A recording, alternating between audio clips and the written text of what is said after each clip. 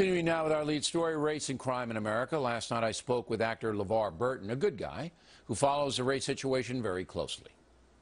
Does the fact that reported crime, not convicted crime, reported crime, so overwhelmingly tilts toward African-American men mitigate this, that reported crime, mostly by other African-Americans, all right, is overwhelmingly in the young black man precincts? Does that mitigate anything?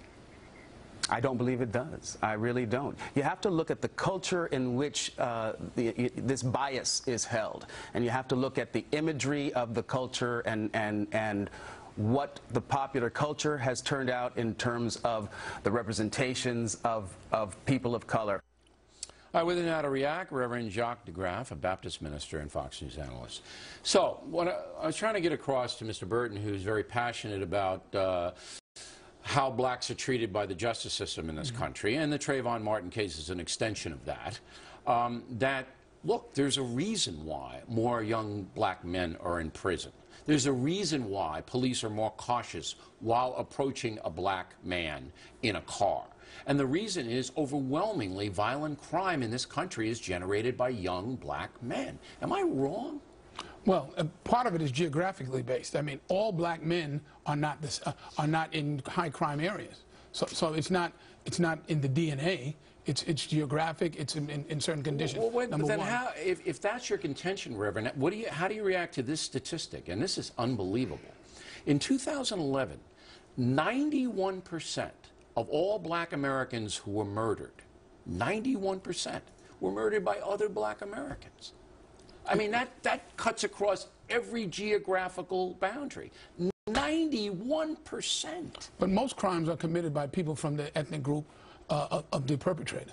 They're people who are known to each other or function in the same community. But that's an astronomical statistic. And it's a troubling and condemning. And it is the reason why so many of us in leadership in the African-American community have been raising this alarm for a long time. You know, your question about does the media cover these kinds of things and how do they cover it?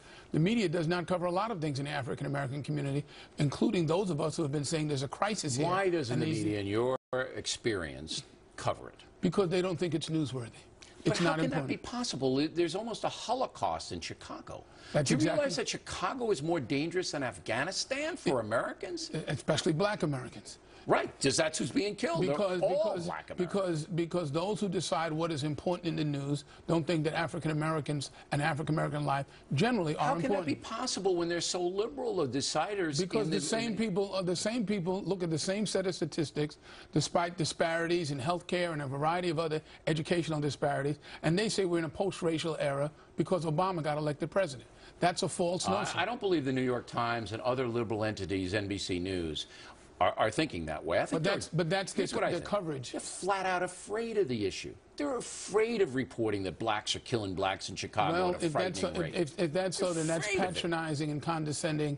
It is, but that's what's happening. They're afraid of it. For whatever the reason, the fact is that it's having a tremendously negative effect on the American discussion in general.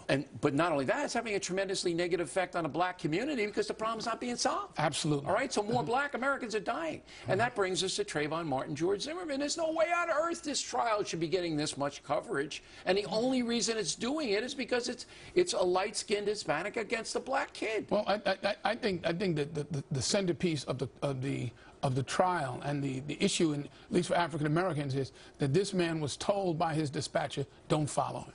That's a key to it. Look, it's an interesting case one way or the other because of the stand your ground law, because of the 911 call. It is. There's no doubt about it. And I'm not complaining about let's see how the justice system works here. I'm not complaining about that. What I do fear very much is that if Zimmerman is acquitted, and it looks like he will be, all right, that black Americans are going to react negatively to that acquittal. Well, I think black Americans are reviewing, assessing, and feel like we are under siege for a variety of reasons, of which this would be just one. The criminal justice system doesn't work. The legal system doesn't work. We're very distressed by the findings of the Supreme Court. We're more distressed about the reactions of Congress in general in terms of fair treatment. But all of those grievances, concerns, while they are legitimate, all right, cannot be applied to a single case of alleged murder. If Zimmerman isn't guilty, he isn't guilty. If the jury finds it that way and you start to have people burning buildings down, there's going to be a major problem. There's going to be a problem when people feel that there's open season for whites to shoot blacks. And at the heart of that matter, it lies in the cynicism that goes if out they of all feel of that these way, you can't change it, but I'll tell you where there is open season on killing blacks. Chicago, Illinois. Well, no, it's not just Chicago. It's that's where the intensity but it's in too many American cities where government has not done, and black leadership has failed. All right.